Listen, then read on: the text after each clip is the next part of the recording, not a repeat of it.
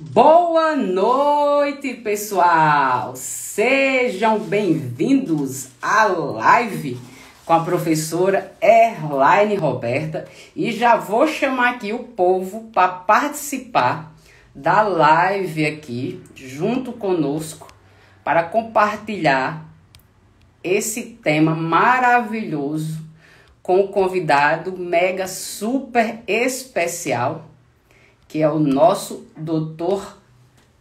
Eita, olha aí o povo já chegando. Vamos embora com o doutor Arrisson Targino.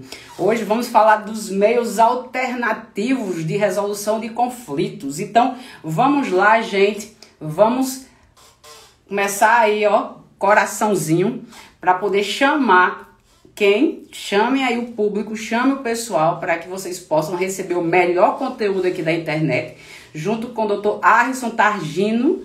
Ele vai trazer hoje o direcionamento, né? Ele vai trazer hoje, olha aqui, o pessoal chegando, vamos apertar os coraçõezinhos, vamos mandar o aviãozinho. Olá, doutor Fábio, olá, Suênia, olá, Bruno, sejam bem-vindos aqui à live. Vamos apertar o coraçãozinho para que o algoritmo já comece aí a levar esse conteúdo para outras pessoas, para que as pessoas venham hoje receber do grande mestre, Dr. Arrisson Targino, que não precisa nem fazer a apresentação, o próprio nome já aqui. Olha aqui, o nosso convidado já chegou, Dr. Arrisson. Já estou chamando aqui, Dr. Arrisson, as pessoas para que elas possam comparecer junto conosco aqui na live para receber o melhor conteúdo aqui da internet, das lives, através do nosso grande mestre, Dr. Arrisson Targino. E vamos falar hoje sobre meios alternativos de resolução de conflitos. Então vamos lá aqui, chamar já nosso Dr. Arrisson. Seja bem-vindo à nossa live. Venha contribuir aqui conosco. Olha aí, seja bem-vindo, doutor Arrisson. Que presença maravilhosa, que honra ter o senhor aqui conosco. Boa Tá noite, me escutando? Estou escutando bem. Boa noite. Boa noite a você, aos que se agregam a nós. Um prazer imenso poder estar participando contigo, poder falar aos seus inúmeros alunos, os alunos e seus orientandos tantos, né? Além de seus admiradores. Prazer imenso, muito obrigado pelo convite e um prazer a gente dialogar aí no tempo que você achar prudente. E vai me corrigindo e a gente vai falando. A live é sua, doutor Arrisson, o senhor que comanda aqui, né? Nos prestigie com esse conhecimento brilhante. O senhor tem muito aqui a ensinar, eu tenho muito a aprender. E todos nós estamos com expectativa aqui, para que o senhor possa, né, distribuir esse conhecimento vasto. Quando eu fui chamar o doutor Arrisson, gente, eu disse, meu Deus, o homem sabe de tudo. Por onde é que eu começo? Vou puxar um pouquinho para mim aqui, ao mesmo tempo, o meu peixe, processo civil, mas o senhor fica à vontade, né? O senhor pode fazer aquela ramificação, apontar várias áreas, né? Desde o direito constitucional, processo civil e para a administração pública. Fique livre, até o direito penal também. Fique livre, seja bem-vindo aqui e a live é sua, então fica à vontade. Vamos juntos, Elaine. Eu acho que a gente pode começar o bate-papo falando da dificuldade que é buscar a solução de conflitos num mundo que, lamentavelmente, prestigia o conflito e pouco prestigia ou pouco fica atento aos signos de paz. Nós temos um mundo que mede os tempos de guerra e se esquece de valorizar os tempos de paz. E muitas vezes, nesses estranhos tempos em que estamos, as pessoas buscam mais as suas diferenças do que realçar as suas convergências, perdendo muitas vezes o respeito, a tolerância, né? E até o senso de fraternidade que deve nortear a presença comum de todos no mesmo espaço, que é o planeta em que vivemos. Nesses tempos difíceis em que estamos, parece que somos concitados à guerra, concitados aos extremos, concitados não à paz. Daí porque é muito importante lembrar e pôr primeiro que devemos todos fazer um esforço de convergência para que possamos viver melhor. E para buscar convergência é que o direito tem se ampliado e se preparado para realizar a função de jurisdição, seja da forma tradicional como conhecemos, seja através dos mecanismos que se entendem por mais novos, chamados para alguns métodos alternativos daquela denominação americana, né? Alternative Dispute Resolution, né? As ADRs americanas, até como nós preferimos, os meios adequados de solução do conflito, uma ampla gama de possibilidades que deve estar disposta ou à disposição do cidadão para substancialmente resolver conflitos buscando paz, paz social, viver afinal numa comunidade com fraternidade. É esse um dever que tem o judiciário, mas não só o judiciário, temos todos nós operadores de direito, todos os que estão na sua posição participando do sistema de garantias e efetividade de normas comuns, que é um sistema de direitos. Né? Nós tivemos e vamos vendo uma profunda evolução nesse campo, né? Com a possibilidade processual, né? De vários caminhos. A gente diz que hoje nós temos consolidado um sistema multiportas de solução de conflitos, que compreende uma porta mais larga, né? Que é a porta do Poder Judiciário, de uma lesão ou ameaça ao direito deixará de ser analisada pelo Poder Judiciário, preceitua a Constituição e repete o Código de Processo Civil, mas não só pelo Judiciário, né, por outros mecanismos que estão sendo cada vez mais consolidados e dispostos à solução de conflitos, né, ainda enfrentando, digamos, uma certa resistência cultural, mas que, em meu sentir, né, tendem a cada vez mais crescer e amplificar sua participação na busca de solução de conflitos. Maravilhosa explicação inicial, doutor Arrisson, exatamente, essa resistência cultural. E principalmente, né, doutor Arrisson, os alunos que estão chegando, aqueles que estão finalizando o curso, né? O senhor poderia até falar um pouquinho para essas pessoas, e principalmente com, eu vou nem falar novo código, né? Porque o Código de Processo Civil, ele tem uma nova visão, né? O processualista hoje é aquele que faz a paz e não busca a resistência, a lide em si, né? Quais as instruções, né? Qual a direção, qual a sua recomendação para essa nova turma e também para os profissionais que já estão, né, há muito tempo trabalhando, já tem uma larga experiência, então pode ficar à vontade. Ora, se o mundo tem, não é, Elaine, mudado significativamente e até estruturalmente, o direito também tem de sofrer e tem sofrido profundas transformações. Nós acompanhamos do século passado para cá, fica legal, né, dizer que a gente do século passado para cá, né? É verdade. É coisa de muita sabedoria, muita experiência. Muito. Mas a gente pode dizer, né, e não só somos nós aqui, muita gente pode dizer que é uma pessoa de 2 séculos, né? Mas o fato é, fora brincadeira, que do século passado para cá, mais de tudo, a gente tem encontrado novas formas de vivenciar o direito. Os profissionais, os novos profissionais têm que se afeiçoar a essas novas características e os mais antigos têm que também se acostumar com essa nova dinâmica do direito. Isto porque, efetivamente, nós tivemos toda uma modificação, né, de um direito, digamos, baseado numa cultura de litígio adversarial, né, numa cultura de muita pompa, de muitas palavras. A gente fazia petições homéricas, né? Eu lembro que eu nunca chamava preliminares, eu chamava prolegômenos necessários. E as petições eram, né, aquela coisa que a gente tinha. Hoje, no mundo de hoje, de velocidade, né, como diz Zygmunt Bauman, a velocidade é a marca deste tempo, não é mais compatível a visão de um direito ou de uma visão profissional daquele tempo. É preciso que o novo profissional esteja afeiçoado desses novos tempos, tempos dos algoritmos, tempos de transformação.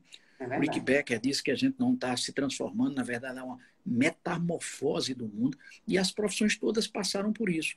Nos signos de maior prestação jurisdicional, mais rápida, mas não só prestação jurisdicional, existência de serviços com mais com mais rapidez. Eu não diria nem prestação jurisdicional, porque de fato ela ainda é demorada, né, e muito.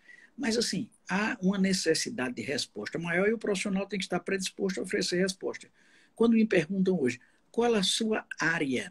O que é que você faz? Ora, meu escritório trabalha muito com direito empresarial, direito tributário, direito de trabalho, também direito de família, né, direito público, improbidade administrativa, ações de direito público e também direito eleitoral. Mas quando me perguntam qual a sua especialidade, eu digo minha especialidade é resolver problemas.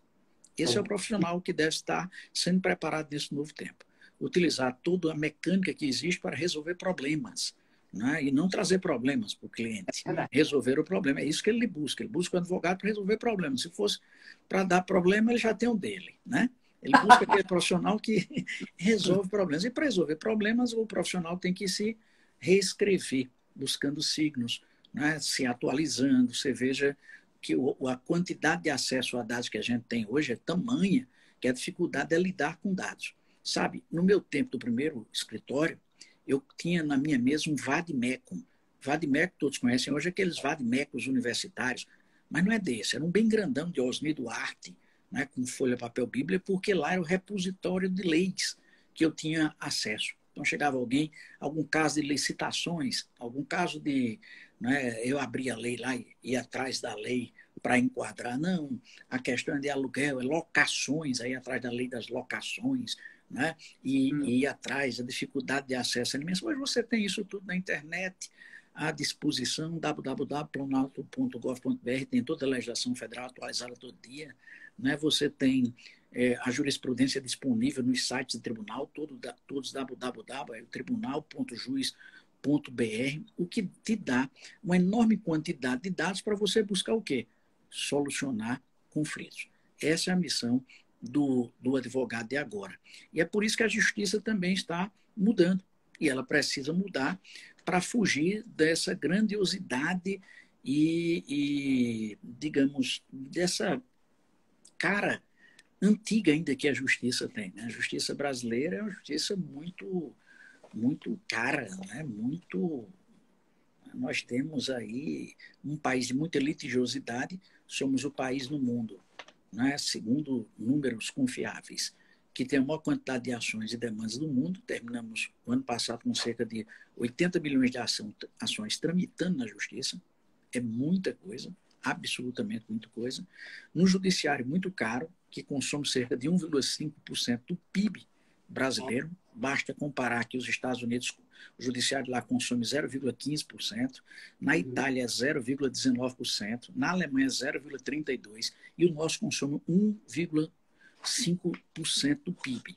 São muitos recursos, mais de 100 bilhões de reais por ano, e ano após ano aumentando. Só do ano passado para ano retrasado para o passado subiu 6,5 bilhões os gastos com o judiciário.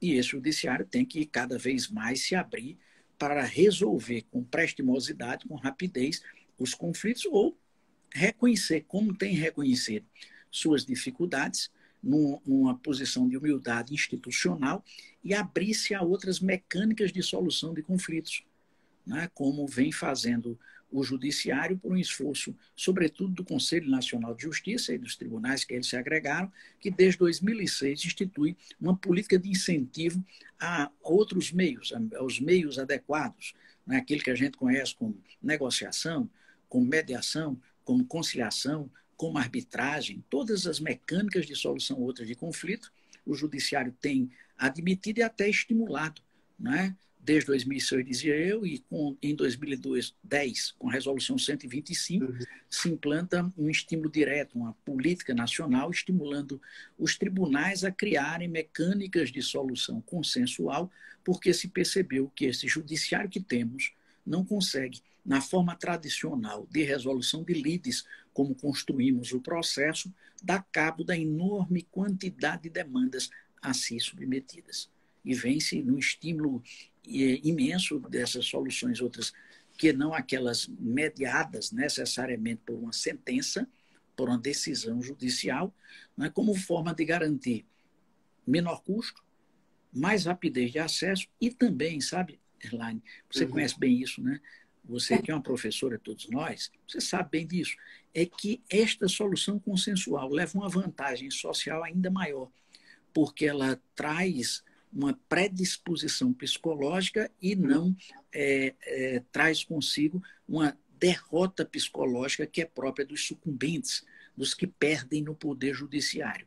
Quem vai a essas mecânicas de solução consensual se sente empoderado da capacidade de resolver, participando da solução e aí se sente, ao final, mais satisfeito com o próprio resultado, estimulando-se, assim, a paz social. Então, há todo um esforço de criar esses mecanismos até para tirar do judiciário, sabe? O judiciário brasileiro é um judiciário muito demandado, muito demandado.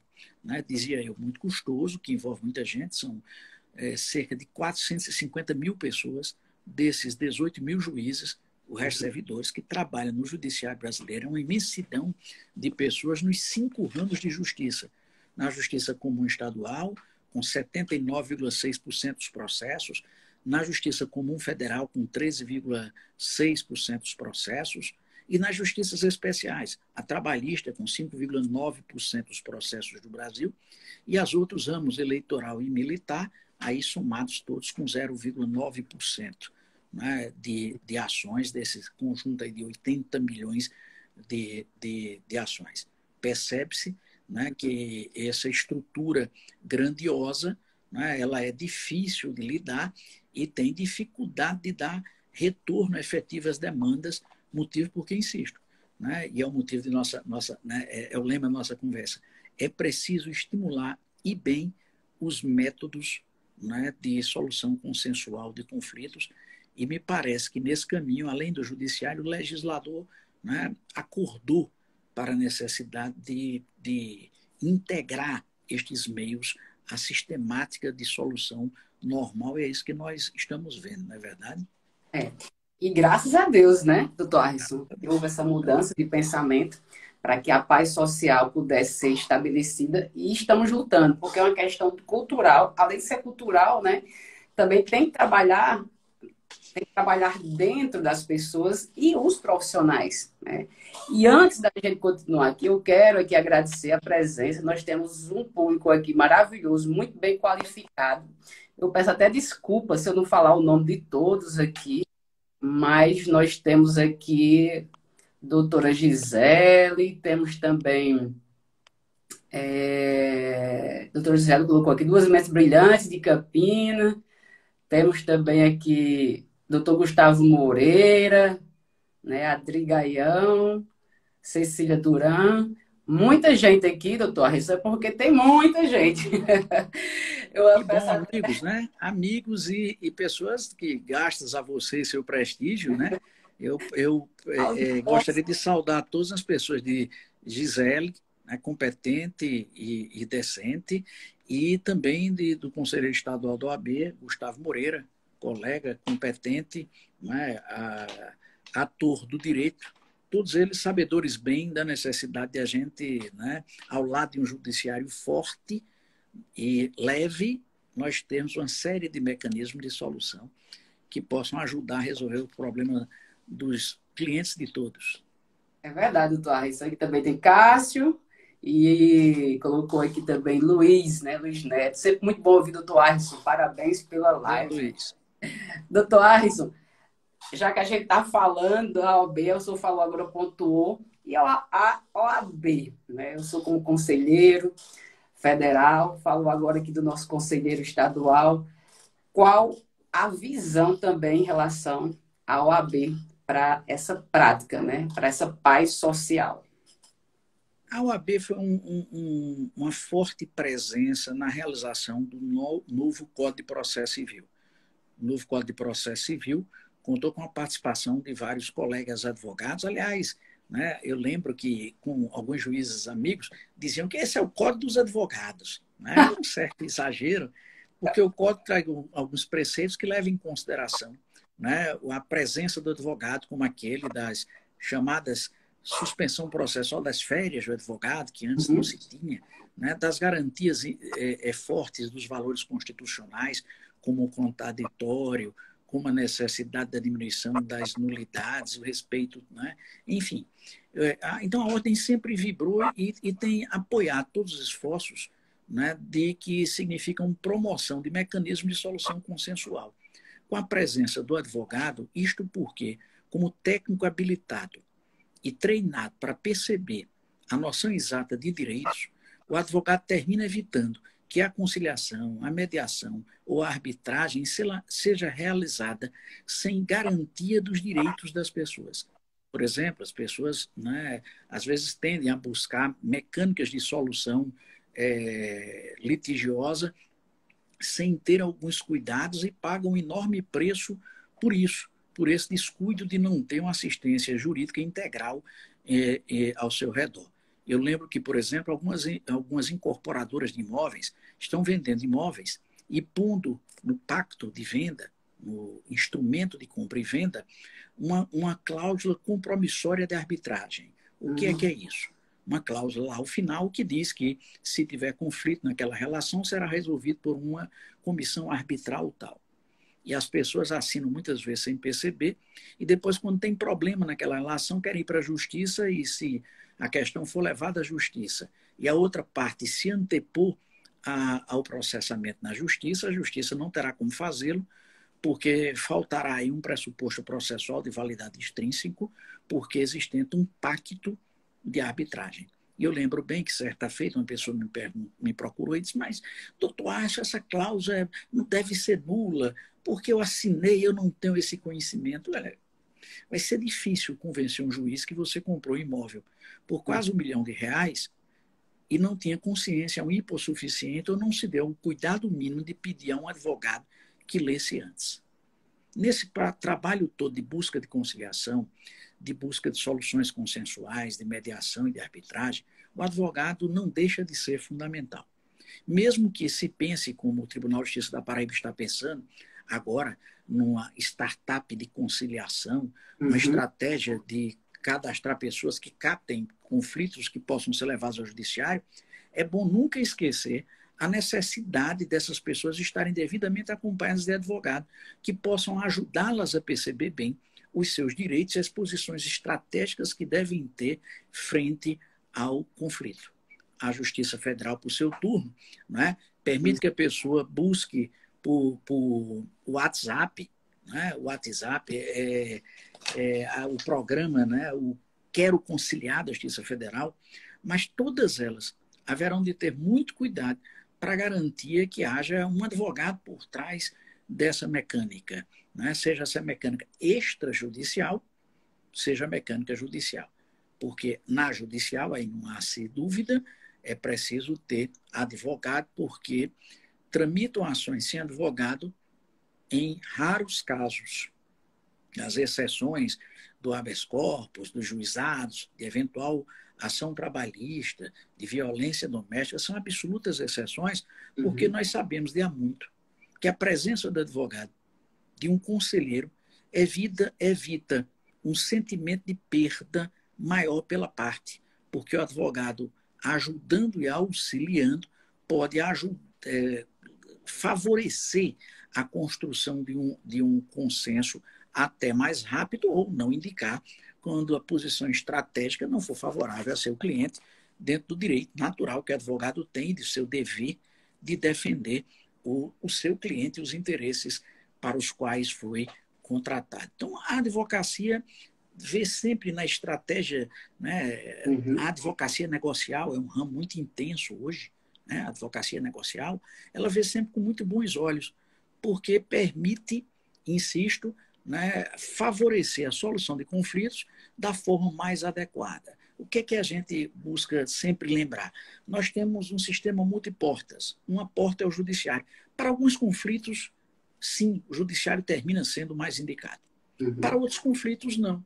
Para outros conflitos, o judiciário não se mostra adequado, é melhor uma arbitragem, é melhor uma mediação. Tem lei específica de 2015 também sobre mediação, a 13.140, a lei de arbitragem, a 9.307 é de 96, o Supremo julgou constitucional depois de 4 anos de debate, né? E todas estas permitem que a decisão fora do judiciário tenha o mesmo valor da decisão judicial. né? Isso tudo para garantir que nós temos um sistema de várias formas de solução. E mesmo durante o processo, né, mesmo durante o processo, a opção do código que integrou esses meios a si, né, o código tem todo um capítulo dedicado à conciliação, mediação. Já no seu artigo 3º diz que todos os atores judiciais deverão promover, que o Estado está obrigado a criar, que os tribunais criarão sejusques. A Paraíba, o Justiça Estadual já tem cerca de 48 sejusques, né? E isso é muito bom para a gente. O NUPEMEX, os núcleos permanentes que estão no tribunal, e sejusques são aqueles centros, né, de solução consensual e cidadania distribuídos nas comarcas estaduais. Pois também dentro da ação há toda uma busca de prestígio à conciliação e mediação, tanto que na nova sistemática do procedimento comum, o artigo 334, quando são os interesses disponíveis, né, exige ou recomenda, digo assim, porque se as duas partes não quiserem, né, mas busca prestigiar a existência de uma audiência de conciliação e mediação. Isso e os estudos estrangeiros, né, lá você veja, lá em Ontário, tem uma pesquisa muito famosa que demonstra que, né, a busca da solução consensual voluntária, ela leva a cerca de 80% dos casos a uma solução consensual. Mas mesmo a solução obrigatória, como é a do 334 do CPC, leva a bons resultados. Cerca de 40% tem bom resultado de solução aí, ou ao final favorece em 15% a solução dos conflitos de forma negociada. Talvez precisemos preparar melhor nossos conciliadores, nossos mediadores, para que aumentar a taxa de sucesso nessas mecânicas todas de busca de solução consensual de conflitos. Verdade, doutor Harrison. Agora eu falo no ponto essencial, a preparação, a capacitação do servidor, daquela pessoa que vai estar ali na frente. Porque muitas das vezes a pessoa já vem, né, ela vem totalmente pronta para a guerra. E aí vai depender de uma conversa. Eu tenho um exemplo claro. Eu tive uma ação que durou 20 anos. E nós finalizamos essa ação, doutor Harrison, no Tribunal de Justiça através de uma conciliação. Né? Chegou o momento. E esse processo já tinha ido para o STF, já tinha ido para o STJ, né? Já estava alguns em fase de execução, mas chegou o momento de um agravo e aí já ia para um outro recurso. E naquele momento que eu estava fazendo a sustentação oral, foi sugerido, né, por uma desembargadora, né, houve uma sugestão, e aí a gente, com certeza, a gente ficou ali um pouco reticente, tendo em vista que já tinha tentado antes. E aí, o que eu achei, né? O porquê a gente fez essa conciliação? Acima de tudo, às vezes a pessoa, o outro advogado, vou ser bem sincero, às vezes o advogado da parte contrária, ele não respeita aquele conciliador. Então, a minha posição naquele momento foi que tivesse um juiz. Um juiz togado. E assim foi feito. E assim se realizou aquela conciliação depois de 20 anos. Né? Bem interessante esse exemplo. Eu vivenciei. Mas, gente, olha só, 20 anos, lembrando, não estou falando minha idade, mas 20 anos desde que eu estava, viu? Fazendo curso de Direito. Então, desde quando eu estava fazendo o curso de Direito, então acompanhei desde quando estudante, depois quando finalizei, né? E um ponto bem importante que o doutor Harrison trouxe aqui, muita gente aqui elogiando o doutor Harrison, aqui também Pedro Cunha Lima também, Amanda, né? Muita gente aqui, e Alexandre aqui, doutor Harrison sempre nos iluminando. O senhor tocou no ponto essencial, né? Em relação àquele momento inicial, né, que nós temos a audiência de conciliação, só falo dos direitos indisponíveis. E aí eu vou trazer só um pouquinho o braço para ficar ainda mais, né, empolgante aqui no nosso debate, nossa conversa, mas as informações aqui do doutor Harrison, brilhantes, como sempre as suas exposições, sobre o direito administrativo, o direito público. E aí? Doutor Harrison, fala aí a respeito. Então, veja, se é certo que há um estímulo à busca das soluções consensuais nos ditos direitos disponíveis, a nova configuração do direito tem levado a perceber que aquela inflexibilidade ou aquela indisponibilidades que vimos no interesse público primário, ele de fato pode, à vista do caso concreto, também propiciar acordo favorável aos interesses comuns e favorável ao interesse público. Deste modo, já há, inclusive, sejucs fazendários, né, criados. Campina Grande tem, por exemplo, na Justiça Estadual visa estimular, que são centros judiciais de solução de conflitos, né, de índole mais fazendária, de interesse da União, mas não só. Há toda uma discussão de facilitação de soluções consensuais no campo penal, através de várias mecânicas que foram introduzidas nos últimos 8 anos ou 10 anos, e até no campo civil. Veja-se, com a nova lei de introdução ao direito brasileiro, nós tivemos uma redefinição desses papéis tradicionais. E houve, inclusive, uma lei que, redefinindo a dicção do artigo 17 da lei de improbidade, permitiu o acordo de não persecução civil, que pressupõe uma negociação sobre interesses disputados em juízo acerca da bem ou boa administração pública. Então, no fundo, o que se tem? Um sistema que percebe que a solução consensual e negociada deve ser uma solução, né, buscada pelos atores, conforme diz o código, conforme dizem os estudos e conforme diz a tradição. Eu sempre lembro, né, que no Império, eu acho que, aliás, isso que me chamou a certa feita atenção foi o meu colega advogado e deputado federal, Pedro Cunha Lima. Né? Pedro lembrava, uma certa feita, em uma conversa que tivemos, que desde o Império, na Constituição do Império, já havia a possibilidade das partes escolherem um árbitro que resolveria o conflito entre eles com a mesma força da lei. Né? O artigo 140 qualquer coisa, Pedro sabia bem isso, né? Da Constituição do Império, tem uma disposição que já permite, veja, do Império, a nos dizer que, no fundo, da cultura do humano, é sempre possível a busca da solução consensual, mesmo porque a maioria dos conflitos sociais não se transmudam em líder. O que é líder? É o conflito social submetido a juízo, conflito de interesse qualificado por uma pretensão resistida deduzida em juízo, para lembrar Canelucci e Calamandrei. Boa parte dos conflitos não se tornam líderes. A gente resolve nossos conflitos com os vizinhos, com os parentes, né, no comércio, suasoriamente, através da negociação. Só se transforma em líder o que a gente aí não consegue resolver. Então, por que não estimular todos os campos? Né? O judiciário está disposto a fazer. Um dos macro desafios adotados pelo CNJ, ele escolheu lá, se não me engano, 20 grandes linhas, é exatamente privilegiar a solução consensual, a prevenção de litígios e a busca de solução consensual.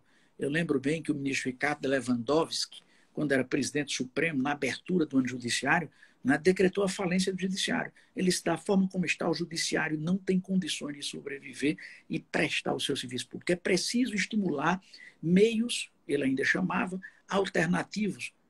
As pessoas preferem meios adequados. Meios adequados. Meios integrados de solução de conflitos. Uma gama, né, que pode ser extrajudicial e endoprocessual.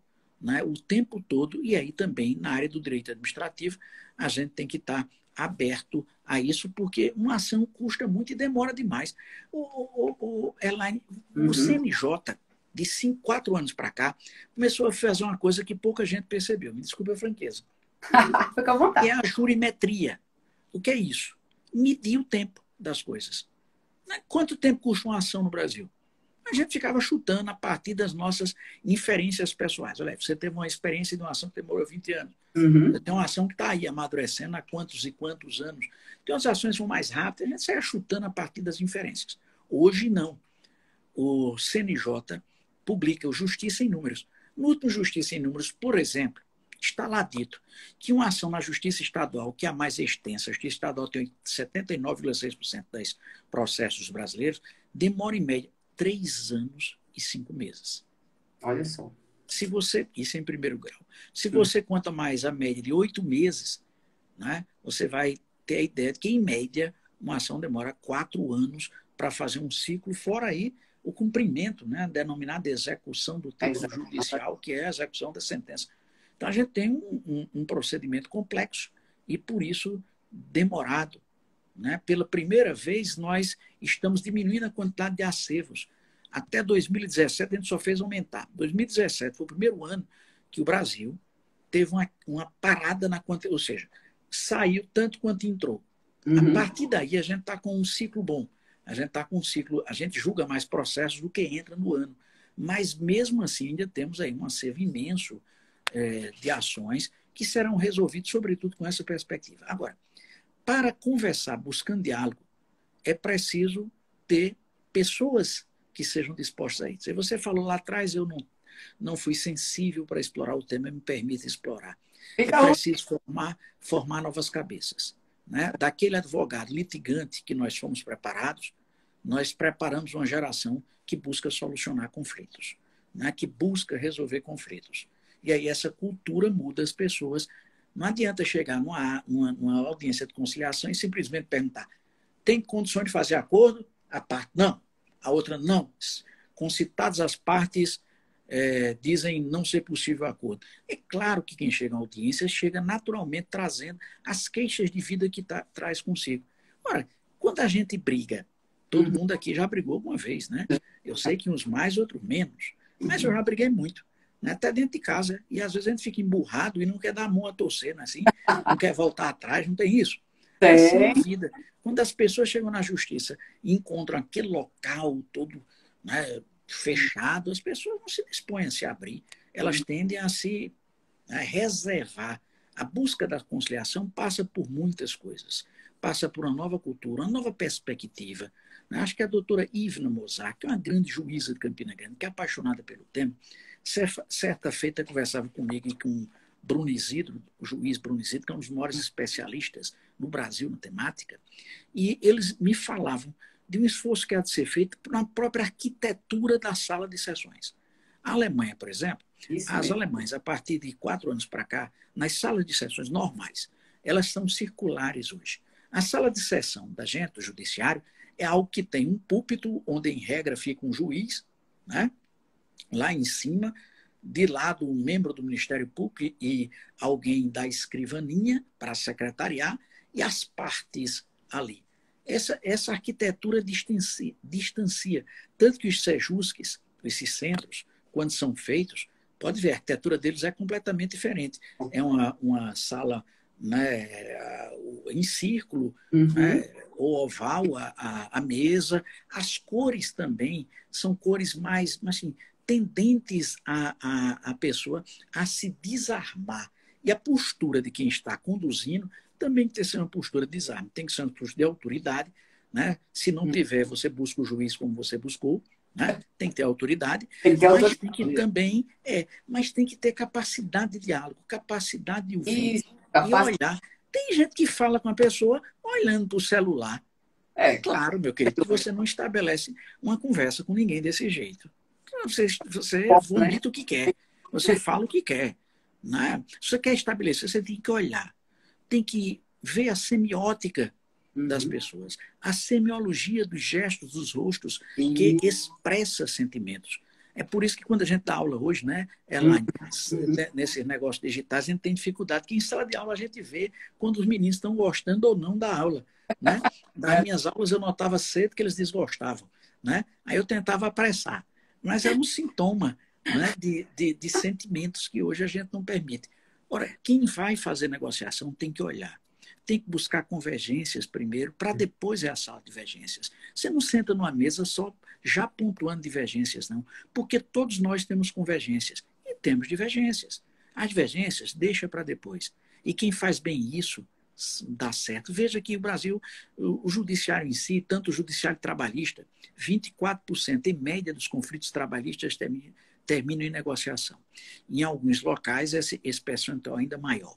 Nas varas de família, os juízes que terminam se capacitando nesse trato, quando fazem audiências, quanto mais audiência, eu digo sempre, na vara de família, melhor, conseguem resolver, porque as partes vêm com aquela carga emocional intensa. Eu morro, mas não abro mão. Aquele safado fez isso comigo, aquela safada fez isso comigo. No fundo, tem um background das relações interpessoais, né? É preciso desarmar.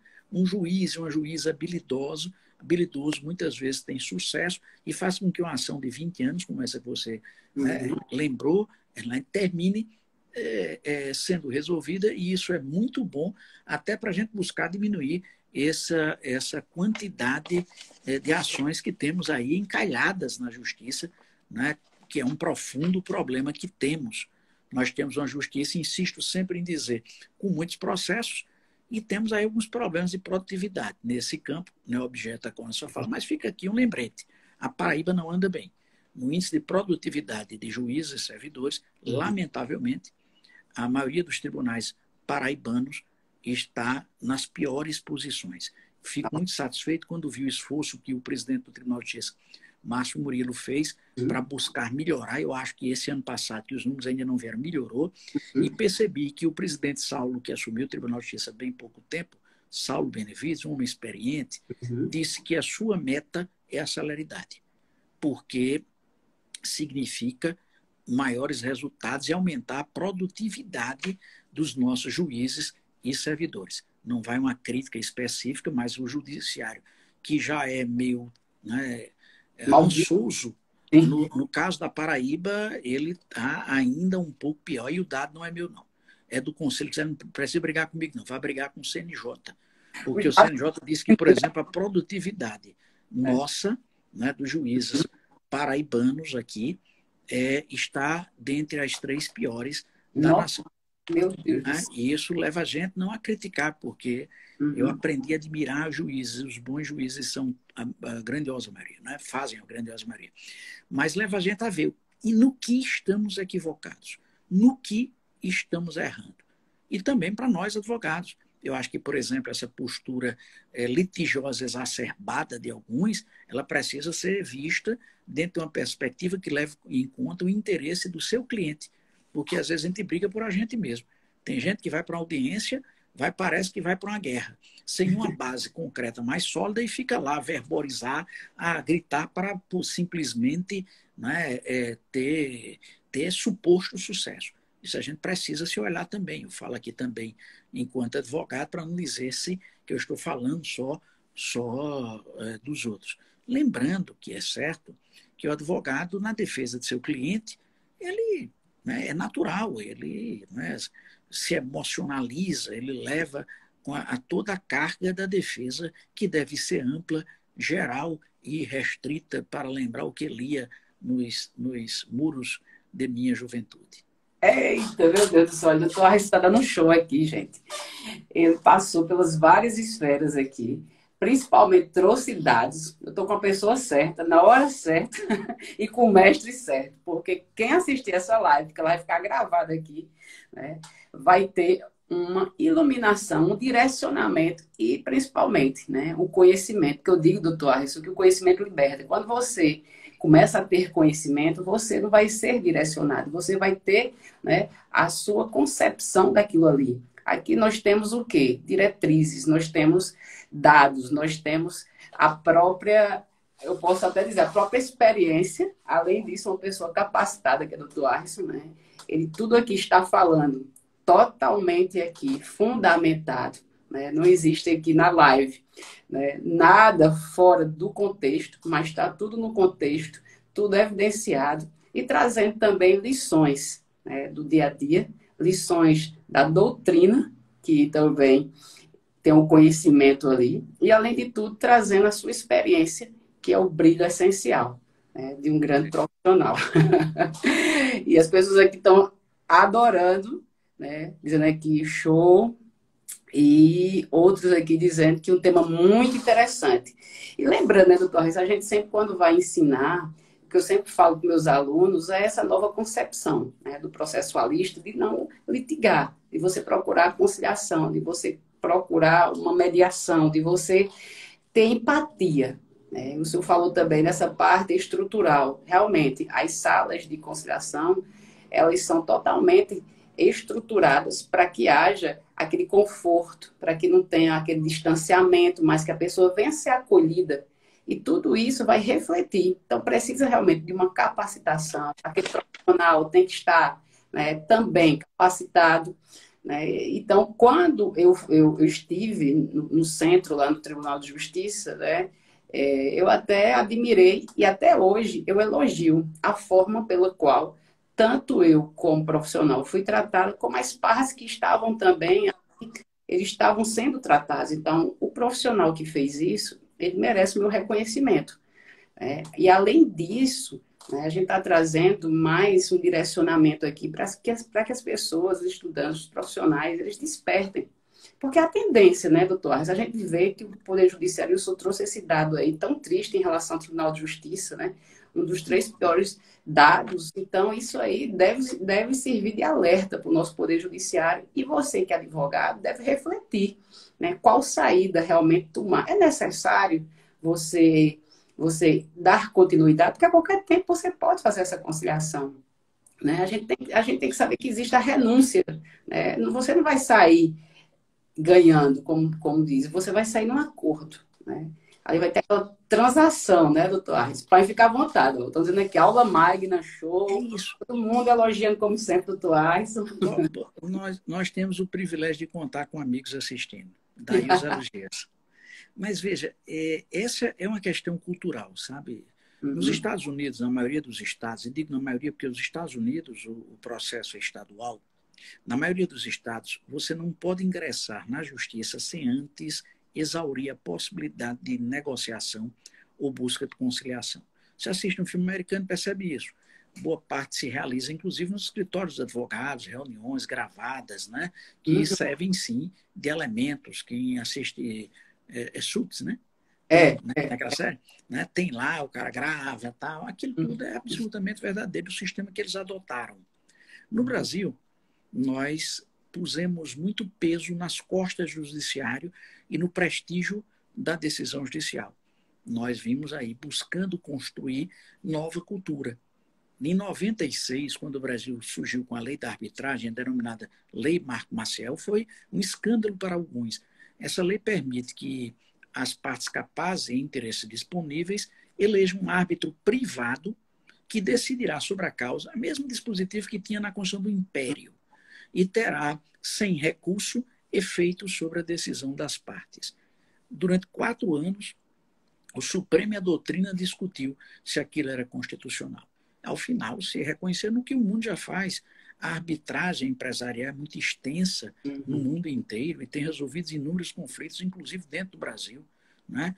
Essa arbitragem permite ser instalada antes do conflito, uhum, através de uma cláusula compromissória posta nos próprios contratos, ou mesmo depois do conflito, através de um pacto, né, de arbitragem, uma convenção de arbitragem que pactue, indique um árbitro e isso se realiza uma solução de forma rápida, fora da esfera do Poder Judiciário. Né? Eu louvo, ao lado disso, os esforços do Poder Judiciário. Eu percebo que há muito esforço.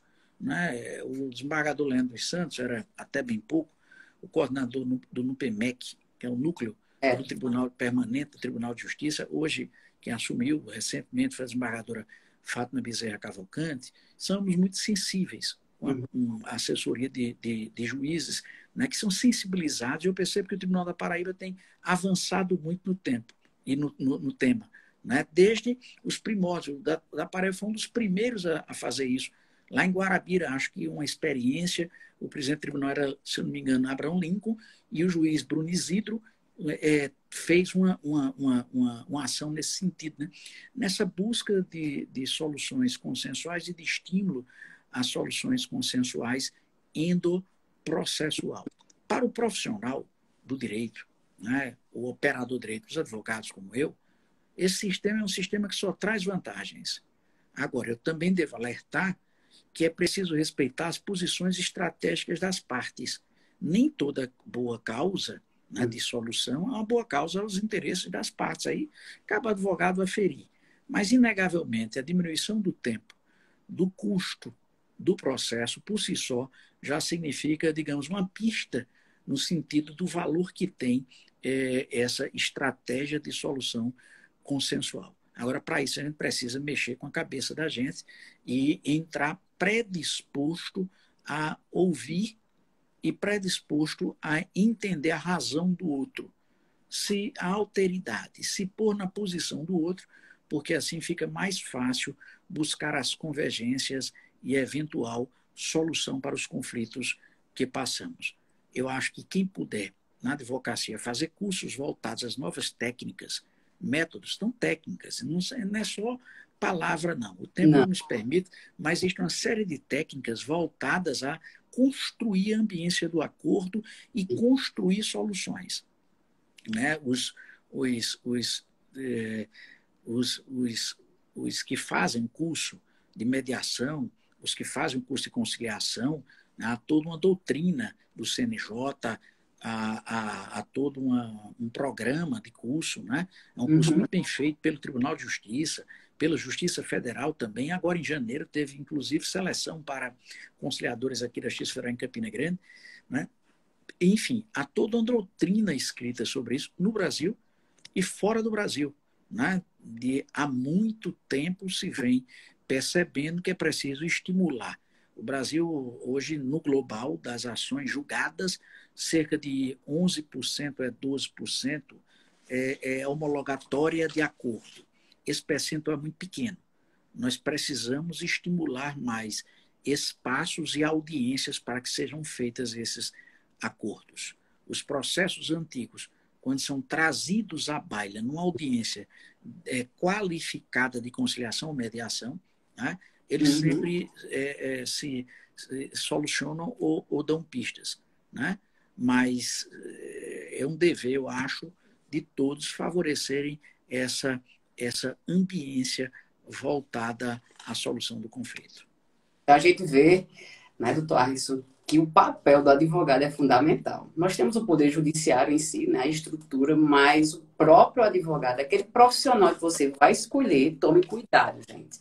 Cuidado do profissional, converse, olhe, né, o histórico dele, das causas. Né? A gente tem que ter esse cuidado, primar, né, por um bom profissional, para que veja se ele realmente está em busca, lógico, não só dos seus direitos, né, respeitando os seus direitos, mas de uma forma que você procure solucionar, ter solução. Porque eu digo sempre, doutor Arrisson, o que você tem uma ação, você tem uma decisão e não tem como cumprir essa decisão. Porque muitas das vezes a parte quer litigar, o advogado, ele não tem aquela...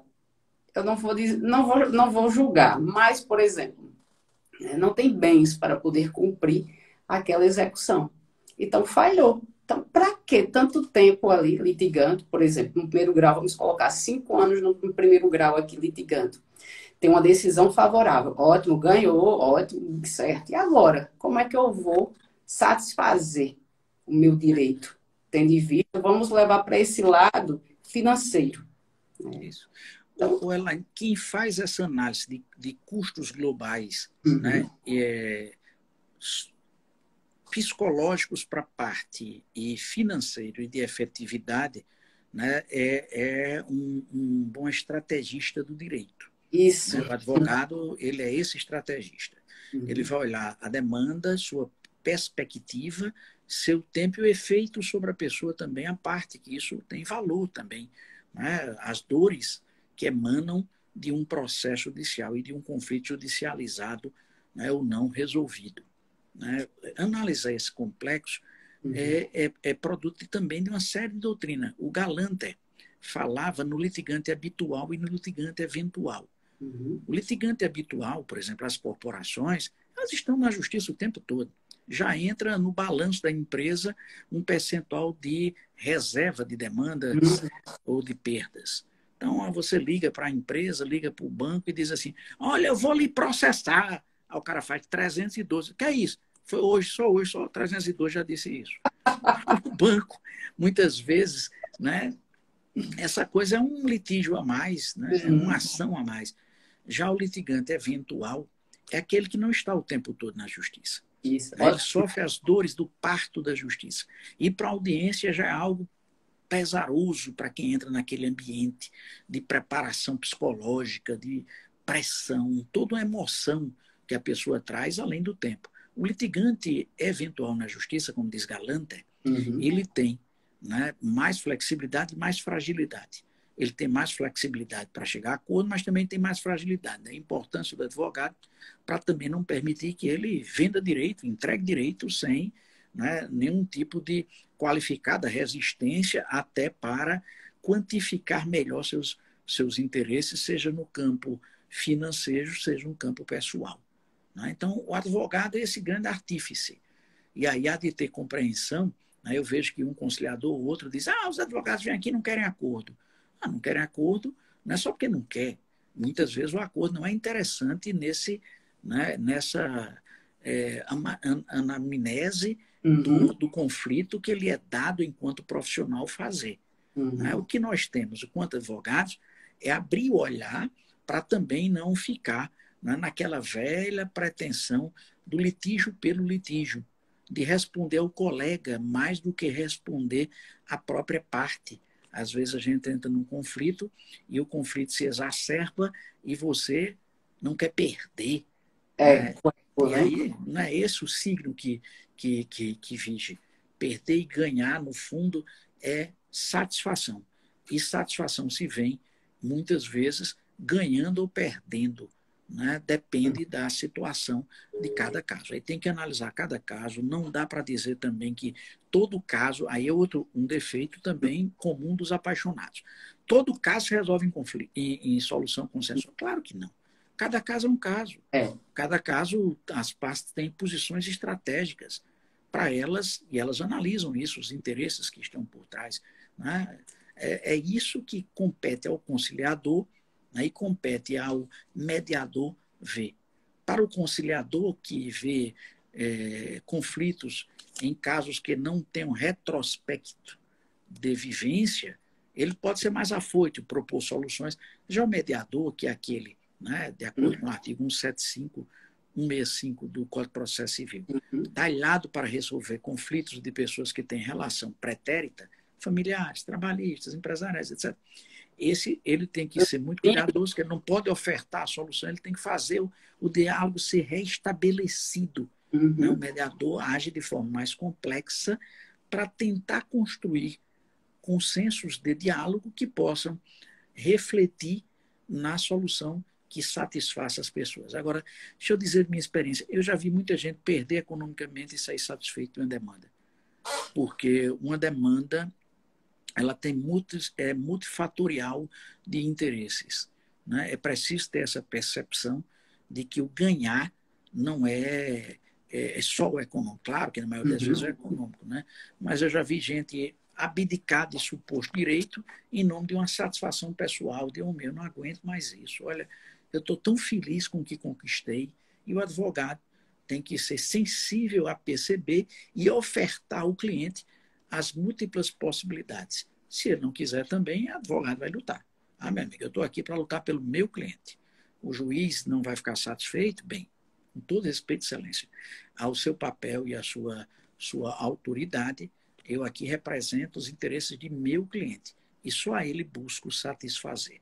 Secundariamente, a própria sociedade e primariamente a minha condição moral, ética, mas nunca satisfazer ou buscar satisfazer por primeiro o juiz, o promotor ou a outra parte. Seria aí trair a outorga de poderes que lhe é confiada através de uma procuração, a deontologia própria da profissão que temos, que é advogar, representar os outros, essa nobilíssima missão e função.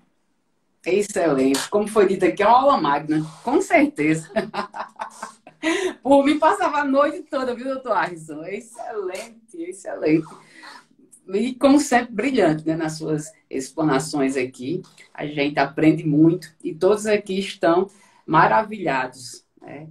E eu quero agradecer ao senhor, né, por ter agendado, ter dado o seu tempinho aí, que eu sei que o senhor é muito atarefado, a noite toda, né? Tem as aulas, os processos, tudo, mas o senhor reservou esse momento. Então, eu agradeço muito, né?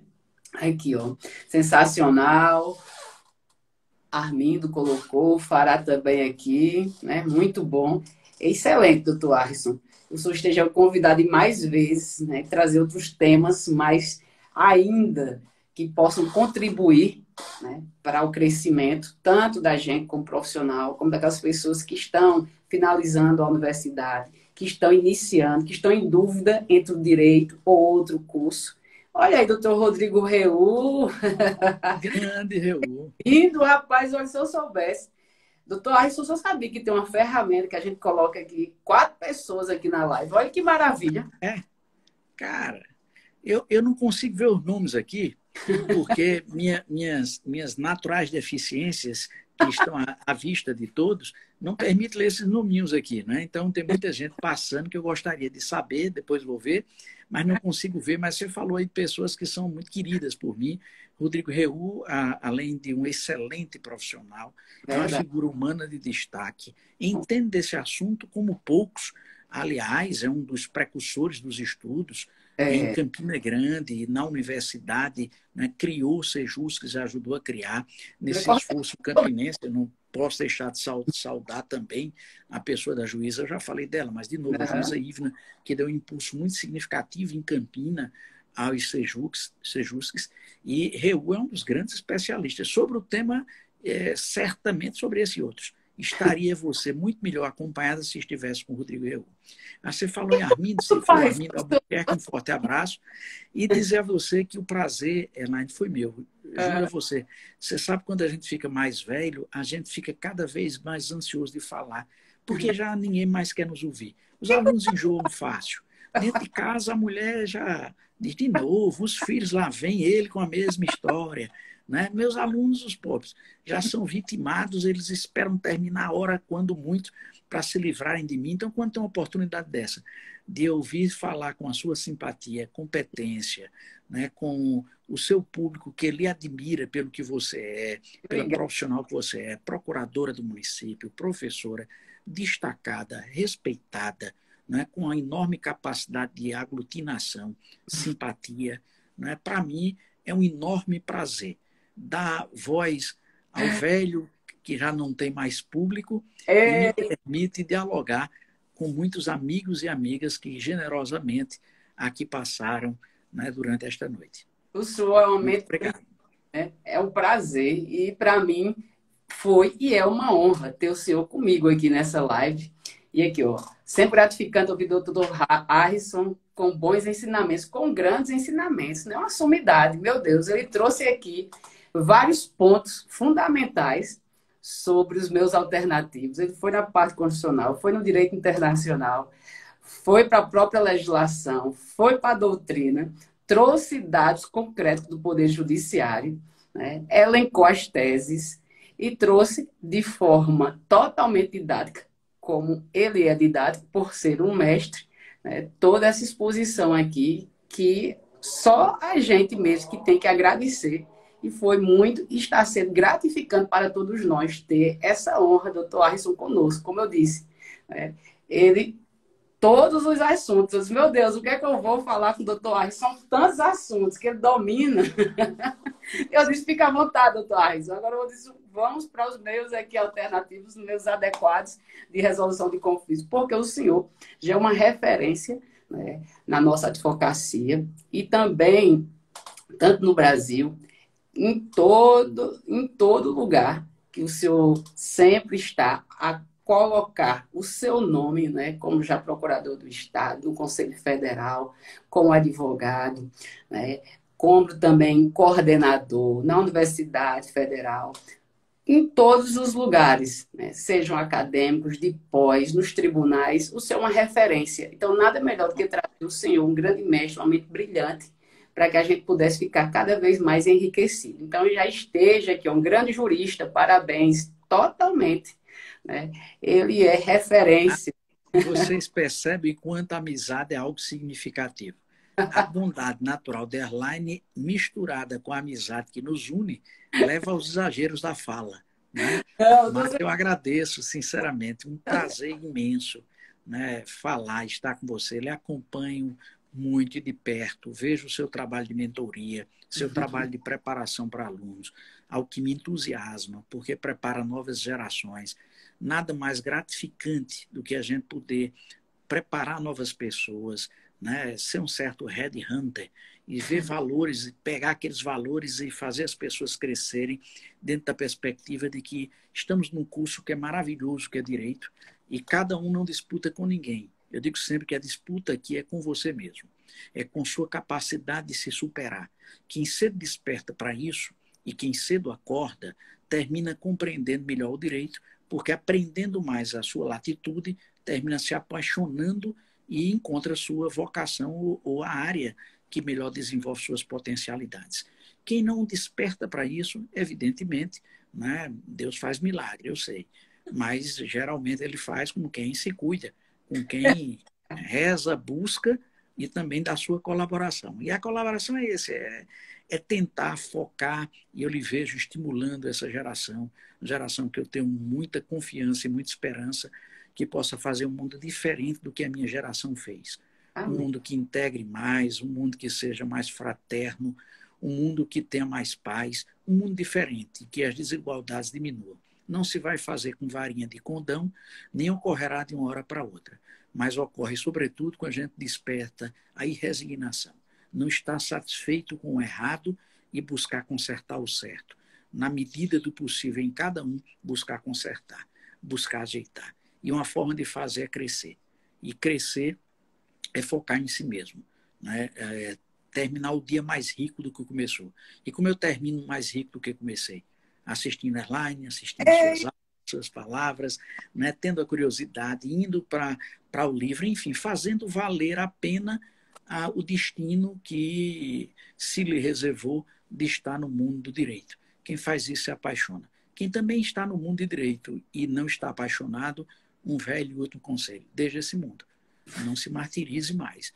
Para estar nele é preciso compreendê-lo, buscar entendê-lo, buscar verticalizar o saber, porque aí a coisa vai ficar mais gostosa, mais interessante, mais valorizada, não por dever de obrigação, não para agradar pai, irmão, companheira, companheiro, agradar o amigo, mostrar a tia ou a avó que sabe, não, mas para a sua satisfação pessoal, com todas as dificuldades que se tem numa vida difícil, que é a vida de advogado, a vida de dedicação que há de ter numa vida do Ministério Público, como membro do Ministério Público, não é fácil, tem que ter uma dedicação, tem que ter vocação, como não é fácil ser magistrado, uma nobilíssima função social que é dada aos que têm vocação. Enfim, viver é sempre difícil para quem não busca encontrar sua vocação e não busca superar seus defeitos. Quem busca, né, fica o tempo todo cultuando a alegria, que na boa e velha linguagem cristã é a maior virtude do que trazemos, né? A esperança cristã que faz com que busquemos a alegria. E assim vamos juntos. Arison, parabéns, viu? Sabe as palavras, falou tudo. Muito obrigada. E só para deixar aqui, ó, o Armindo Albuquerque colocou: sou fã desse grande.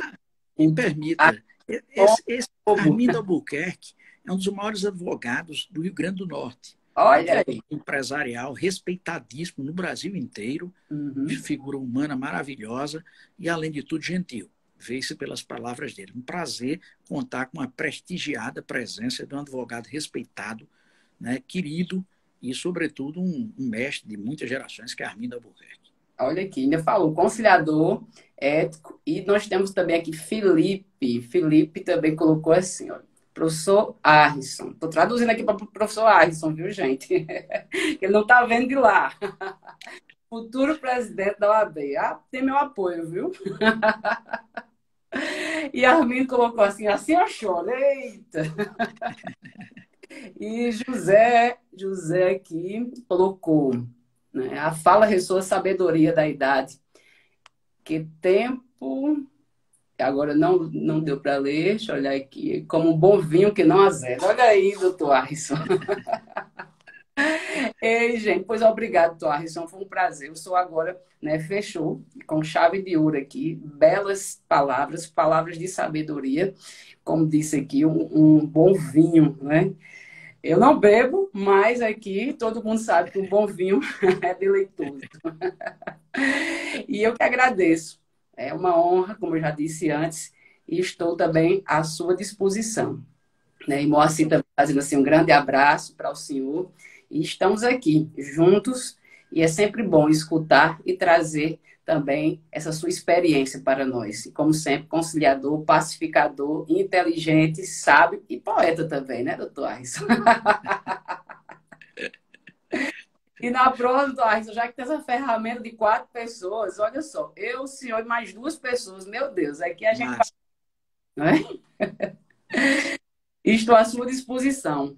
Então, gente, já são, o tempo passa rápido demais, são 9 horas e 13 minutos aqui, Adrigaião, grata, todos aqui agradecendo. Eu que estou ainda mais agradecida. E a sua agenda eu sei que é muito apertada e muito obrigada por seu Um tempo. abraço. Porque tempo é ouro, né? O tempo é um prestígio que nem todos nós temos, mas o Senhor, né, veio trazer esse grande ouro, que é esse tempo para a gente. Então, nós estamos enriquecidos depois das suas palavras de hoje. Muito obrigado, doutor Arison.